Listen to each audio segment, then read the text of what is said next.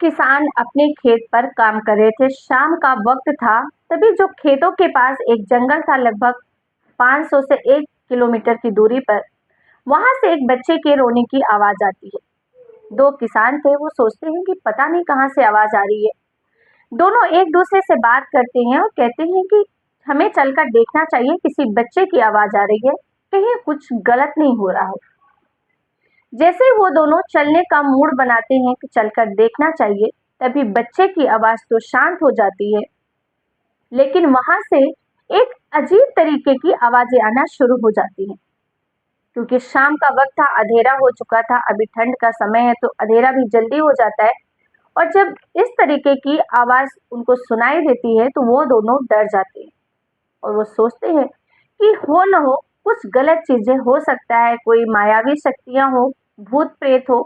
और इस डर की वजह से वो वहां पर जाने का प्लान कैंसिल कर देते हैं। लेकिन जब इस घटनाक्रम का खुलासा होता है कि आखिर वो बच्ची की चीख क्यों आ रही थी, वहां से आवाज क्यों आ रही थी अजीब तरीके की, वो दोनों किसान सन्न रह जाते हैं। और वो कहीं न कहीं खुद को जिम्मेदार मानते हैं जो भी वहाँ पर घटनाक्रम होता है, कि काश हम लोग हिम्मत करके वहाँ पहुँच जाते तो शायद कुछ जान बच जाती। दोस्तों नमस्कार, मैं ज्योति सिंह आपके अपने चैनल क्राइम शूट में आप सभी का हार्दिक स्वागत करती हूँ। दोस्तों आगे बढ़ने से पहले अगर आपने अभी तक हमारे चैनल को सब्सक्राइब नहीं किया है तो प्लीज सब्सक्राइब करें। साथ ही अगर वीडियो में कोई कमी नजर आती है तो प्लीज हमें सजेस्ट करें, मैं उस कमी को दूर करने की पूरी कोशिश करूंगी। दोस्तों ये जो सच्ची घटना है ये है झारखंड के भुलावा की, और बात है 12 नवंबर 2024 की। गांव का रहने वाला एक इंसान जिसका नाम मनोज होता है, वो घर में सोया हुआ था। रात का वक्त था। तभी उसके गेट पर कोई जोर जोर से गेट ठोकने लगता है अब दरवाजा खुलवाने के लिए। मनोज नींद में से उठता है और जैसे ही दरवाजा खोलकर देखता है तो उसके सामने एक विचित्र औरत खड़ी थी। हालांकि वो आधी नींद में था, उस समय पर उसे समझ में नहीं आया कि ये कौन है। उसके पूरे बाल बिखरे हुए थे, उसके शरीर पर कहीं भी एक भी कपड़ा नहीं था और साथ ही पूरे शरीर पर कुछ अलग अलग कलर के कुछ चीजें लगी हुई थी। वो बहुत जोर से डर जाता है, तुरंत ही दरवाजा बंद करता है और अपने घर के अंदर जाता है और घर वालों को भी बोलता है कि घर के बाहर कोई भूत प्रेत है। शांत होता है माहौल, लेकिन 2 से 4 मिनट के बाद वापस से गेट ठोकने की आवाज आती है।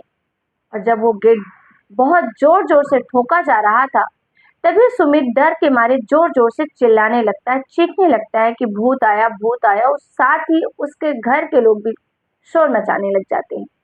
आवाज सुनकर आस पड़ोस के लोग इकट्ठे हो जाते हैं, कोई टॉर्च लेकर, कुछ कुछ लेकर, क्योंकि गांव का सीन था, गांव में बाहर लाइटें होती नहीं है, इसलिए पूरी तरीके से अंधेरा था। अब जैसे ही लोग वहां पर इकट्ठे होते हैं, इधर सुमित को भी हिम्मत मिलती है क्योंकि बाहर लोग आ गए थे। वो दरवाजा खोलता है और सभी लोग जब बाहर जाकर देखते हैं तो सब हैरत में पड़ जाते हैं। दरअसल वहां पर एक महिला खड़ी थी जो कि पूरी नग्नावस्था में थी। साथ ही उसके पूरे बाल बिखरे हुए थे, उसका फेस कवर था, बाल से उसने पूरे बाल ऐसे फेस पे आगे का रखा था और बहुत ही अजीब वेशभूषा में थी। जब उसके बालों को हटा के देखा जाता है, उससे पूछा जाता है कि तुम हो कौन। उसके बालों को हटा के देखा जाता है तो पता चलता है कि वो कोई और नहीं बल्कि उसी गांव की रहने वाली अनीता नाम की औरत थी, जो कि सुमित के घर के पास में ही उसका घर था।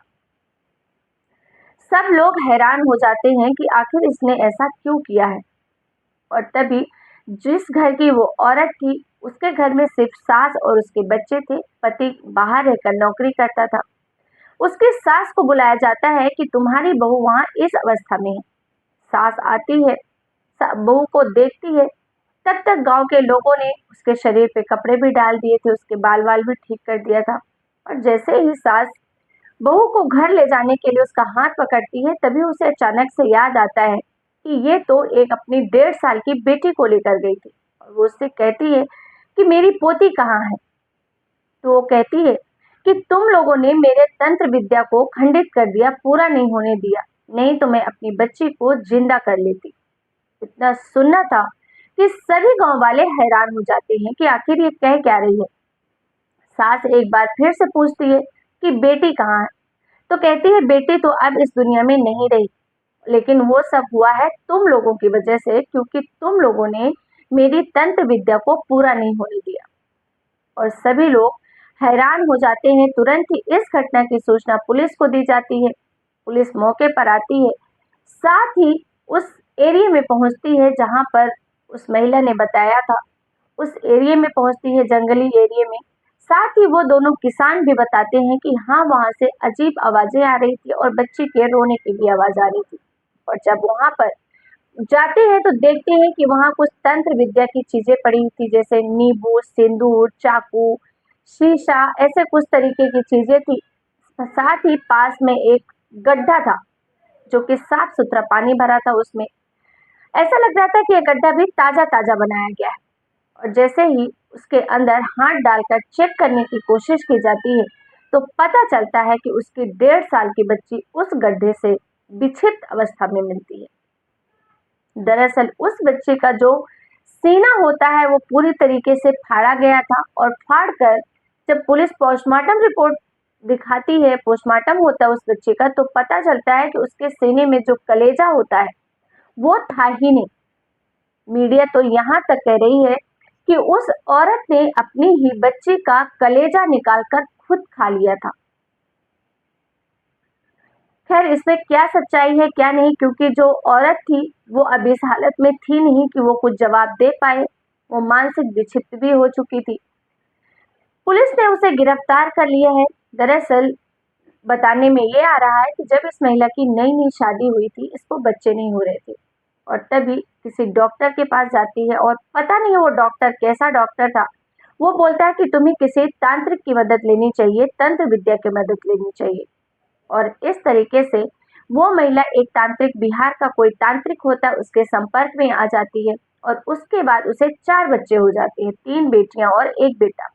और उसके बाद से उसका विश्वास तंत्र विद्या पर और ज्यादा बढ़ जाता है, और इसी के चलते वो कुछ सिद्धियां प्राप्त करने की कोशिश कर रही थी, और उसी के चलते उसने ये सब हत्याकांड किया था। हालांकि उसे ये पूरा यकीन था कि जब उसे ये सिद्धियां मिल जाएंगी तो उसकी बेटी वापस से जिंदा हो जाएगी। खैर, अब इस बात का अभी तक खुलासा नहीं हो पाया है कि आखिर ये सब करने के बाद वो सुमित के ही घर क्यों आई थी, अपने घर क्यों नहीं गई थी, और सुमित के घर आने के पीछे उसका क्या मकसद था, या फिर कौन सी सिद्धियां किस तरीके से पूरी होने वाली थी, क्योंकि महिला अब कुछ बताने के कंडीशन में नहीं है।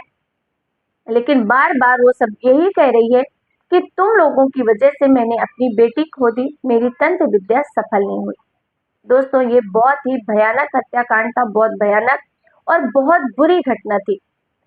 दोस्तों, इस घटना को हमको सुनाने का उद्देश्य किसी की भी भावनाओं को आहत करना नहीं है, लेकिन सबसे ज्यादा आप सभी को जागरूक करना है, सावधान करना है।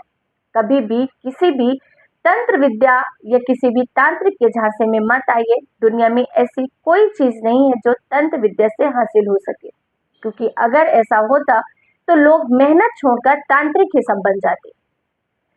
सावधान रहिए, सुरक्षित रहिए, अपनी मेहनत, अपने आप पे भरोसा रखिए।